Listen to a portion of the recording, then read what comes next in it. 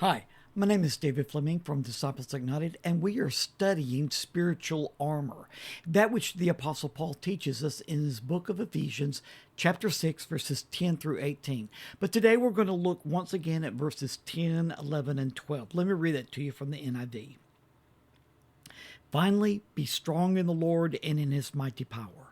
Put on the full armor of God so that you can take your stand against the devil's schemes. For our struggle is not against flesh and blood, but against the rulers, against the authorities, against the powers of this dark world, and against the spiritual forces of evil in the heavenly realms. Now, in verse 13, the Apostle Paul is giving us some insight into the setup of the military might of the kingdom of darkness. Now, remember, the Apostle Paul has made it clear that we're not fighting against the physical beings. We're not fighting against flesh and blood, that which we can see.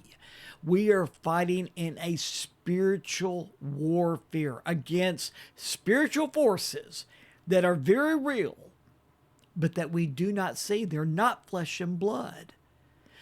But just as the United States has its different sectors of military might, for instance, we have the Army, the Navy, the Marines, the Air Force, the Space Force, and the Coast Guard, the Apostle Paul has given us some insight into some of the different military sectors of the kingdom of darkness. First of all, in verse 13, he seems to be differentiating between those military sectors that are operating on the earth in the spiritual realm and those that are operating in the heavenlies in the spiritual realm. Now remember, these are not military sectors that we can see. They're not flesh and blood, but they are very real.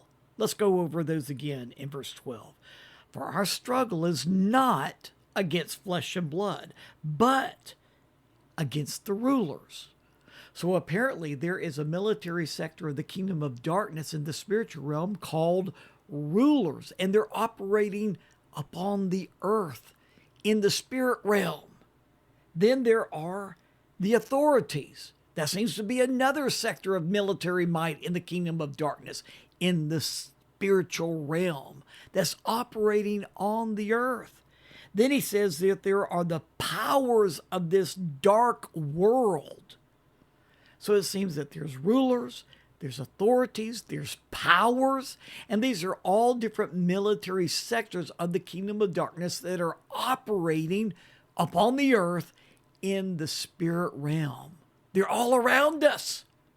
But then he goes on about that which is operating in the spirit realm in the heavenlies. He said, the spiritual forces of evil in the heavenly realms.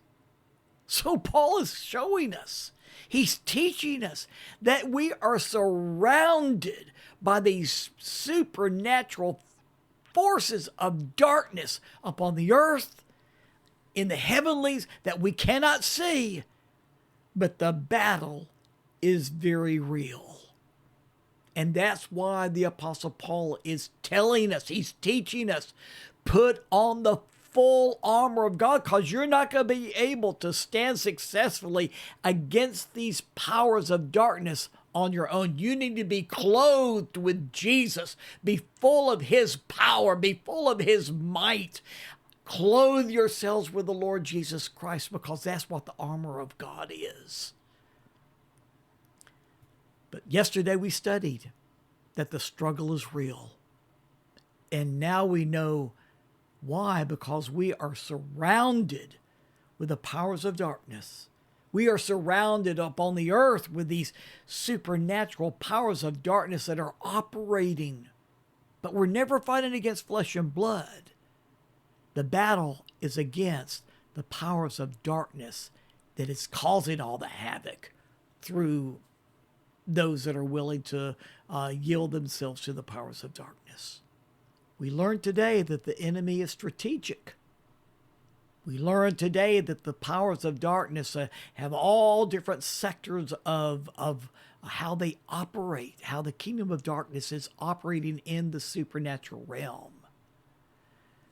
But we have one who is leading us. His name is Jesus, the Lord Almighty, The Old Testament speaks of him saying, the Lord is a warrior. The Lord is his name. He is the Lord of hosts, the leader of all the armies of heaven. And he is our leader. And he has already won the victory. But now we're standing with Jesus, enforcing his victory that he won on the cross. We're enforcing it against the powers of darkness, making those powers of darkness bow in the name of the Lord Jesus Christ, defeating them every time. There's so much more to learn about spiritual armor, but let us know this. We have the victory in Jesus. Now we've got to learn how to have effectively enforce it. Join with me tomorrow and we'll learn some more. See you then.